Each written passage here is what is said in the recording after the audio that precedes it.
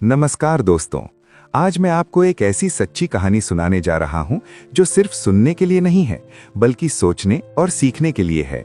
ये कहानी है प्रेम, सेवा और माफी की ताकत की कहानी है। ये कहानी है ग्रैहम स्टेन की। ग्रैहम स्टेन का जन्म ऑस्ट्रेलिया में हुआ था, लेकिन उनका दिल भारत के लिए धड़कता था। सन 1965 के आसपास वे भारत आए और ओडिशा के मयूरभंज जिले को अपनी कर्मभूमि बना लिया। वहां उन्होंने कुष्ठ रोगियों की सेवा शुरू की। उस समय कुष्ठ रोग को समाज में बहुत घृणा और डर की नजर से देखा जाता था। लोग ऐसे रोगियों को छूने से डरते थे, उनसे बात करने से भी कतराते थे। लेकिन ग्रैहम स्टेन ऐसे नहीं थे। वे कुष्ठ रोगियों के पास बैठते थे, उनके घावों को अपने हाथों से साफ करते थे, उन्हें दवा देते थे, उनसे प्रेम से बात करते थे। वे उन्हें ये एहसास दिलाते थे कि वे बोझ नहीं हैं बल्कि इंसान हैं। वे अक्सर कहते थे कि हर मनुष्य परमेश्वर की रचना है और इसलिए हर जीवन अनमोल है। इस सेवा में उनकी पत्नी ग्लैडिस स्टेन और उनके 2 छोटे बेटे फिलिप और टिमोथी भी उनके साथ थे। ये परिवार बहुत सादा जीवन जीता था, स्थानीय भाषा और संस्कृति का सम्मान करता था। वे कभी किसी पर अपना विश्वास थोपने की कोशिश नहीं करते थे। उनके लिए सेवा ही सबसे बड़ा संदेश थी। लेकिन 22 जनवरी 1999 की वो रात भारत के इतिहास की सबसे दुखद रातों में से एक बन गई। उस रात ग्रैहम स्टेन अपने दोनों छोटे बेटों के साथ एक वाहन में सो रहे थे। तभी उग्र भीड़ ने उस वाहन को घेर लिया और उसमें आग लगा दी। कुछ ही पलों में पूरा वाहन आग की लपटों में घिर गया। ग्रैहम स्टेन और उनके दोनों मासूम बेटे जिंदा जल गए।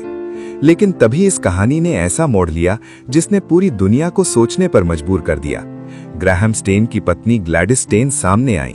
उन्होंने कहा कि वे अपने पति और अपने बच्चों के हत्यारों को माफ करती हैं।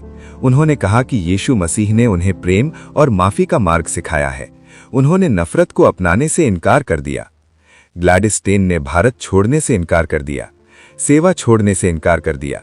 उन्होंने अपने दर्द को प्रेम में बदल दिया। उनकी माफी ने दुनिया को दिखा दिया कि सच्ची ताकत हिंसा में नहीं बल्कि माफी में होती है। आज ग्रैहम स्टेन हमारे बीच शारीरिक रूप से मौजूद नहीं है, लेकिन उनका जीवन आज भी जीवित है। उन अस्पतालों में जहां रोगियों को सम्मान मिलता है, उन दिलों में जहां घृणा की जगह करुणा ने ले ली है, और उस माफी में जिसने दुनिया को एक नया रास्ता दिखाया। दोस्तों, ये कहानी हम सबसे एक सवाल पूछती है। जब हमारे सामने नफरत हो तो क्या हम प्रेम चुन सकते हैं?